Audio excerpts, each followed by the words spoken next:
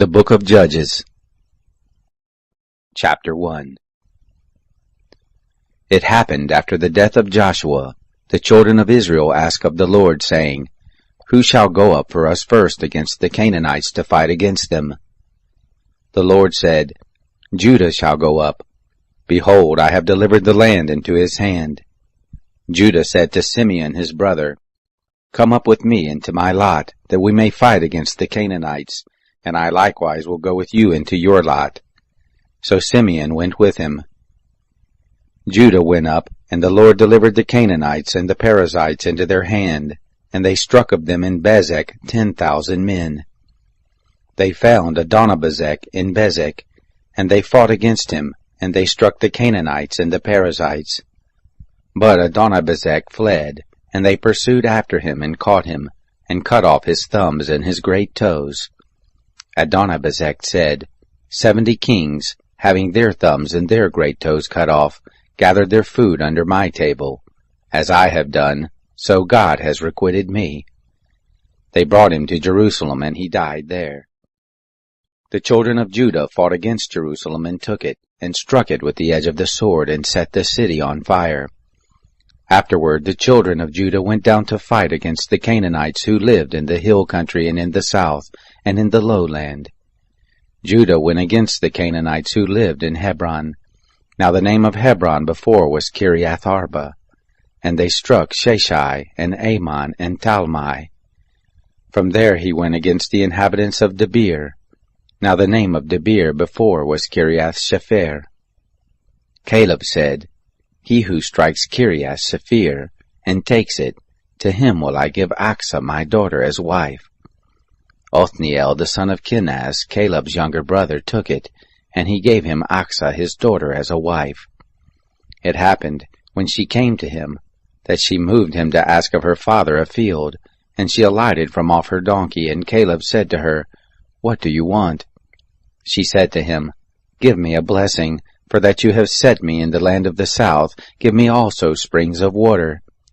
Caleb gave her the upper springs and the lower springs. The children of the Kenite, Moses' brother-in-law, went up out of the city of palm trees with the children of Judah into the wilderness of Judah, which is in the south of Arad, and they went and lived with the people. Judah went with Simeon his brother, and they struck the Canaanites who inhabited Zephath, and utterly destroyed it. The name of the city was called Hormah. Judah also took Gaza with its border, and Ashkelon with its border, and Ekron with its border. The Lord was with Judah, and drove out the inhabitants of the hill country, for he could not drive out the inhabitants of the valley, because they had chariots of iron. They gave Hebron to Caleb, as Moses had spoken, and he drove out there the 3 sons of Anak.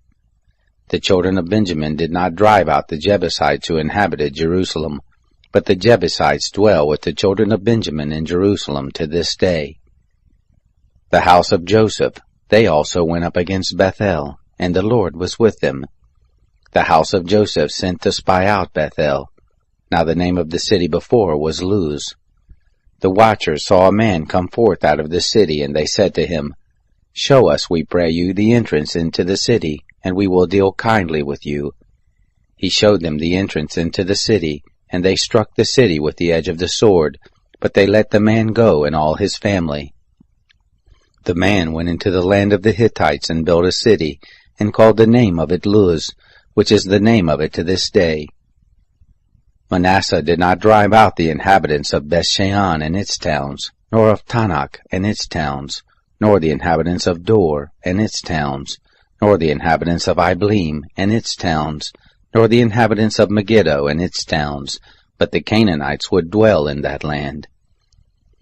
It happened, when Israel had grown strong, that they put the Canaanites to forced labor, and did not utterly drive them out.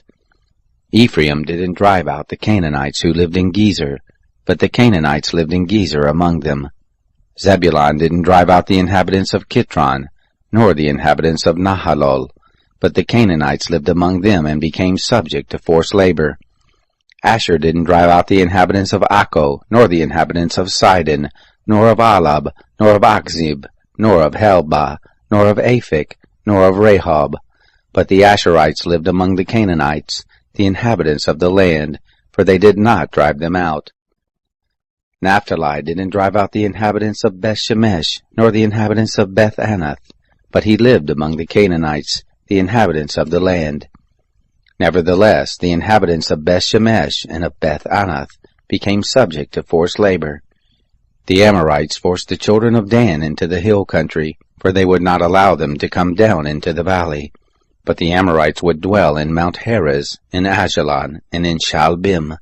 Yet the hand of the house of Joseph prevailed, so that they became subject to forced labor. The border of the Amorites was from the ascent of Akrabim, from the rock and upward. Chapter 2. The angel of the Lord came up from Gilgal to Bochum. He said, I made you to go up out of Egypt, and have brought you to the land which I swore to your fathers. And I said, I will never break my covenant with you, and you shall make no covenant with the inhabitants of this land. You shall break down their altars. But you have not listened to my voice. Why have you done this? Therefore I also said, I will not drive them out from before you, but they shall be as thorns in your sides, and their gods shall be a snare to you. It happened, when the angel of the Lord spoke these words to all the children of Israel, that the people lifted up their voice and wept. They called the name of that place Bochum, and they sacrificed there to the Lord. Now when Joshua had sent the people away, the children of Israel went every man to his inheritance to possess the land. The people served the Lord all the days of Joshua, and all the days of the elders who outlived Joshua, who had seen all the great work of the Lord that he had worked for Israel.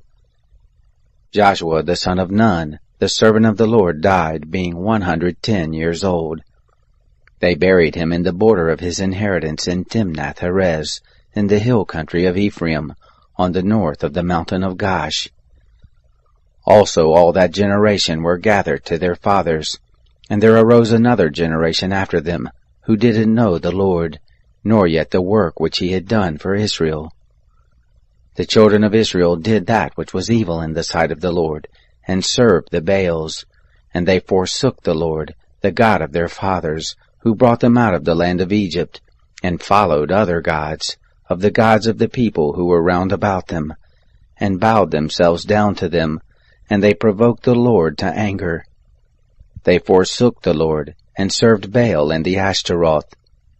The anger of the Lord was kindled against Israel, and he delivered them into the hands of spoilers who despoiled them, and he sold them into the hands of their enemies round about, so that they could no longer stand before their enemies.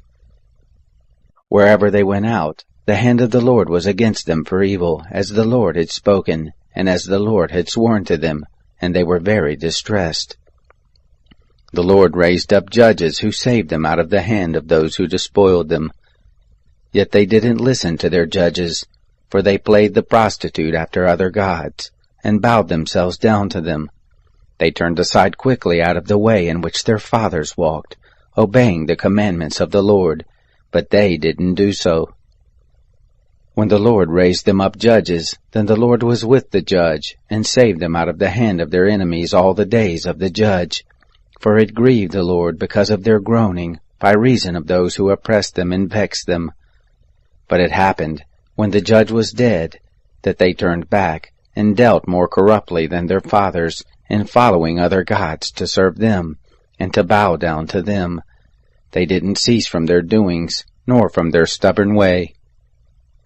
The anger of the Lord was kindled against Israel, and he said, Because this nation has transgressed my covenant, which I commanded their fathers, and have not listened to my voice, I also will not henceforth drive out from before them any of the nations that Joshua left when he died, that by them I may prove Israel, whether they will keep the way of the Lord to walk in it, as their fathers did keep it, or not.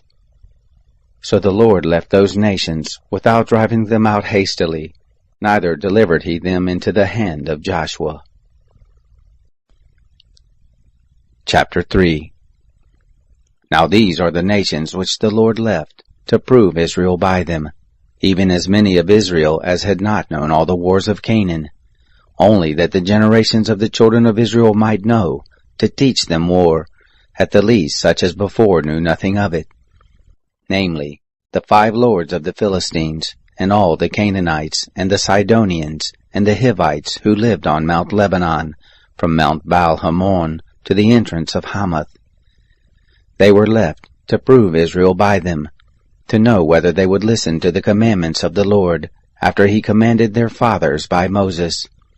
The children of Israel lived among the Canaanites, the Hittites, and the Amorites, and the Perizzites, and the Hivites, and the Jebusites. And they took their daughters to be their wives, and gave their own daughters to their sons, and served their gods. The children of Israel did that which was evil in the sight of the Lord, and forgot their God, and served the Baals and the Ashtaroth. Therefore the anger of the Lord was kindled against Israel, and he sold them into the hand of Cushan-Rishathaim, king of Mesopotamia. And the children of Israel served Cushan-Rishathaim 8 years. When the children of Israel cried to the Lord raised up a Savior to the children of Israel who saved them, even Othniel the son of Kenaz, Caleb's younger brother. The Spirit of the Lord came on him, and he judged Israel, and he went out to war, and the Lord delivered Cushan-Rishathaim king of Mesopotamia into his hand, and his hand prevailed against Cushan-Rishathaim. The land had rest 40 years. Othniel the son of Kenaz died. The children of Israel again did that which was evil in the sight of the Lord, and the Lord strengthened Eglon the king of Moab against Israel, because they had done that which was evil in the sight of the Lord. He gathered to him the children of Ammon and Amalek, and he went and struck Israel, and they possessed the city of palm trees. The children of Israel served Eglon the king of Moab 18 years. But when the children of Israel cried to the Lord raised them up a Savior, Ehud the son of Gera, the Benjamite, a left-handed man. The children of Israel sent tribute by him to Eglon the king of Moab. Ehud made him a sword which had 2 edges, a cubit in length, and he girded it under his clothing on his right thigh.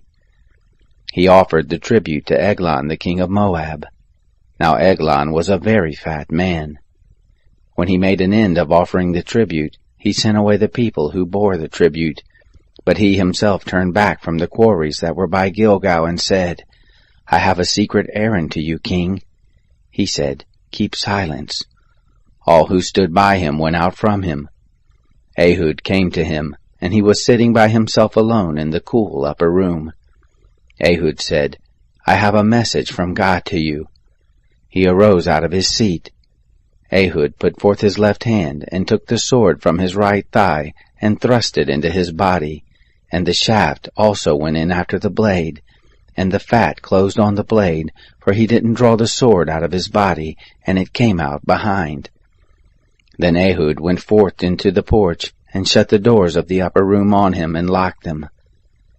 Now when he was gone out, his servants came, and they saw, and behold, the doors of the upper room were locked, and they said, Surely he is covering his feet in the upper chamber. They waited until they were ashamed, and behold, he didn't open the doors of the upper room. Therefore they took the key and opened them, and behold, their lord was fallen down dead on the earth. Ehud escaped while they waited, and passed beyond the quarries, and escaped to Sarah. It happened when he had come, that he blew a trumpet in the hill country of Ephraim, and the children of Israel went down with him from the hill country, and he before them. He said to them, Follow after me, for the Lord has delivered your enemies, the Moabites, into your hand. They went down after him, and took the fords of the Jordan against the Moabites, and didn't allow a man to pass over. They struck of Moab at that time about 10,000 men, every brave man and every man of valor, and there escaped not a man. So Moab was subdued that day under the hand of Israel. The land had rest 80 years. After him was Shamgar the son of Anath, who struck of the Philistines 600 men with an ox goad, and he also saved Israel. Chapter 4. The children of Israel again did that which was evil in the sight of the Lord when Ehud was dead. The Lord sold them into the hand of Jabin, king of Canaan, who reigned in Hazor, the captain of whose host was Sisera, who lived in Harosheth of the Gentiles. The children of Israel cried to the Lord, for he had 900 chariots of iron, and 20 years he mightily oppressed the children of Israel. Now Deborah, a prophetess, the wife of Lapidoth, she judged Israel at that time. She lived under the palm tree of Deborah between Ramah and Bethel in the hill country of Ephraim, and the children of Israel came up to her for judgment. She sent and called Barak the son of Abinoam out of Kedesh Naphtali, and said to him, Hasn't the Lord, the God of Israel, commanded, saying, Go and draw to Mount Tabor, and take with you 10,000 men of the children of Naphtali and of the children of Zebulun? I will draw to you, to the river Kishon, Sisera, the captain of Jabin's army, with his chariots and with his multitude, and I will deliver him into your hand. Barak said to her, If you will go with me, then I will go, but if you will not go with me, I will not go. She said, I will surely go with you. Notwithstanding, the journey that you take shall not be for your honor, for the Lord will sell Sisera into the hand of a woman. Deborah arose and went with Barak to Kedesh. Barak called Zebulun and Naphtali together to Kedesh, and there went up 10,000 men at his feet, and Deborah went up with him. Now Heber the Kenite had separated himself from the Kenites, even from the children of Hobab, the brother-in-law of Moses, and had pitched his tent as far as the oak in Zanaim, which is by Kadesh. They told Sisera that Barak the son of Abinoam was gone up to Mount Tabor. Sisera gathered together all his chariots, even 900 chariots of iron, and all the people who were with him, from Harosheth of the Gentiles to the river Kishon. Deborah said to Barak, Rise up, for this is the day in which the Lord has delivered Sisera into your hand. Hasn't the Lord gone out before you? So Barak went down from Mount Tabor, and 10,000 men after him. The Lord confused Sisera and all his chariots and all his host with the edge of the sword before Barak, and Sisera alighted from his chariot and fled away on his feet. But Barak pursued after the chariots and after the host to Harosheth of the Gentiles, and all the host of Sisera fell by the edge of the sword. There was not a man left. However, Sisera fled away on his feet to the tent of Jael, the wife of Heber the Kenite. For there was peace between Jabin the king of Hazor and the house of Heber the Kenite. Jael went out to meet Sisera and said to him, Turn in, my lord, turn in to me, and don't be afraid.